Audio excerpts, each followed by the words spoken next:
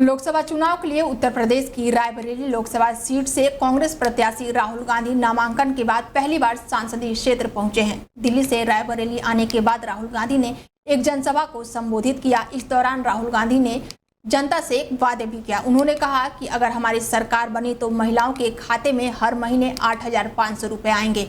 राहुल गांधी ने कहा कि रायबरेली के साथ हमारे रिश्ते सालों पुराने हैं। हमारे परदादा जवाहरलाल नेहरू जी ने अपने राजनीतिक जीवन यहीं से शुरू किया था। तो वहीं इस सभा में प्रियंका गांधी ने कहा कि राहुल गांधी कन्याकुमारी से कश्मीर तक 4,000 किलोमीटर पैदल चलने वाले एकमात्र नेता हैं।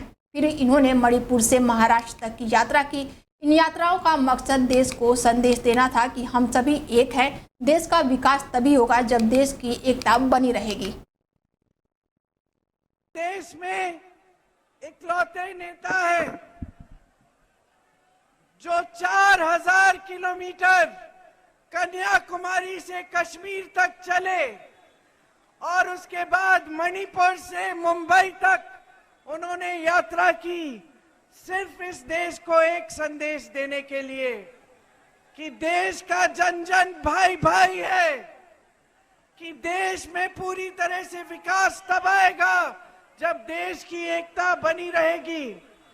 और सिर्फ आप सबसे मिलने के लिए, आपकी समस्याओं को समझने और सुनने के लिए उन्होंने इतनी मेहनत की। मैं कह सकता हूं कि जवाहरलाल नेहरू को राजनीति करनी रायबरेली के किसानों ने, रायबरेली के लोगों ने सिखाया था। और ये छोटी बात नहीं है, क्योंकि जिस व्यक्ति को रायबरेली ने राजनीति सिखाई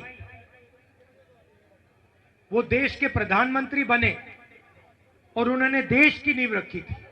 तो एक प्रकार से रायबरेली ने हिंदुस्तान का जो राजनीतिक फाउंडेशन है, जो नींव है, रायबरेली के किसानों ने, रायबरेली के मजदूरों ने, रायबरेली के युवाओं ने रखा था।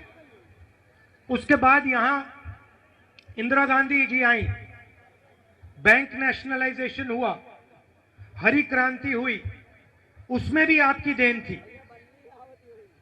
और फिर सोनिया गांधी जी आई और अब मैं यहां आया हूं। दिल्ली के मुख्यमंत्री अरविंद केजरीवाल के लिए एक और राहत भरी खबर है। सुप्रीम कोर्ट ने आज मुख्यमंत्री पद से केजरीवाल को हटाने वाली याचिका खारिज कर दी है।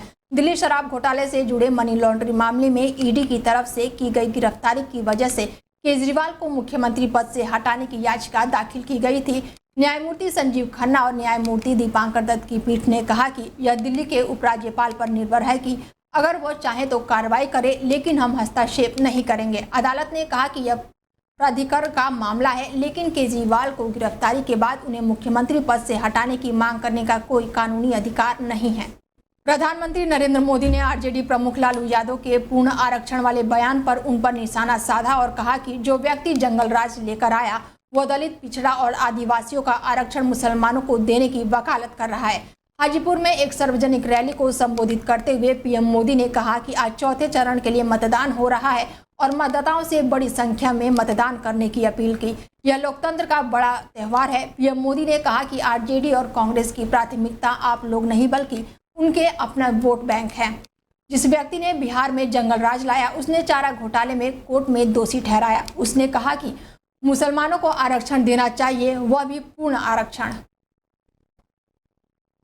जैसे आरजेडी ने कितने अपहरण करवाए, कितने मर्डर कराए, जैसे आरजेडी ने बिहार में कितने उद्योगों को चौपट किया, कितने तरह के घोटाले कराए, आरजेडी वालों ने इसी के पोस्टर लगाने चाहिए और इसी पोस्टर के आधार पर वोट मांगना चाहिए।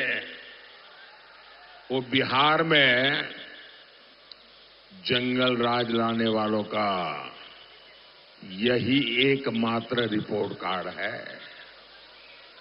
और मैं इन जंगल राज वालों से भी ये भी कहूंगा कि नीतीश जी के नेतृत्व में जो काम हुए हैं, कृपा करके झूठ बोल के उस पर वोट मत मांगिए। पाटलिपुत्र सीट से आरजेडी उम्मीदवार मीसा भारती के नामांकन के बाद आयोजित कार्यक्रम में मंच पर ही तेज प्रताप यादव ने एक कार्यकर्ता को जोरदार धक्का दे दिया। तेज प्रताप का यह रूप देख मंच पर मौजूदा लोग हक्का बक्का रह गए। इसके बाद वहां मौजूदा शक्ति सिंह यादव और कई नेताओं ने मामले को संभाला और उस कार्यकर्ता को तुरंत पीछे ले गए। वहीं मीसा भारती ने भी अपने भाई को शांत कराने का इशारा दिया। इस वाकया का वीडियो सोशल मीडिया पर तेजी से वायरल हो रहा है। मिली जानकारी के अनुसार पटना के एसके मेमोरियल हॉल आयोजित कार्यक्रम के दौरान तेज प्रताप ने अपनी बहन मीसा भारती के पीछे खड़े आरजेडी के ही एक कार्यकर्ता को धक्का दे दिया। तेज प्रताप के इस बर्ताव से मीसा भारती भी चौंक गई। उस वक्त मंच पर राबड़ी देवी भी मौजूद थी। बेटे को संभालने के लिए उन्हें भी सामने आना पड़ा। हालांकि तेज प्रताप इसके बावजूद भी नहीं माने और मंच पर खड़े सभी लोग उस पर भड़क पड़े। इसके साथ ही उन्होंने ये भी कहा कि जब कार्यकर्ता नीचे चली गई और यहाँ से भाग गई तब तक उन्हें का गुस्सा शांत नहीं हुआ। फिलहाल इस घटना का वीडियो सोशल मीडिया पर तेजी से वायरल हो रहा है।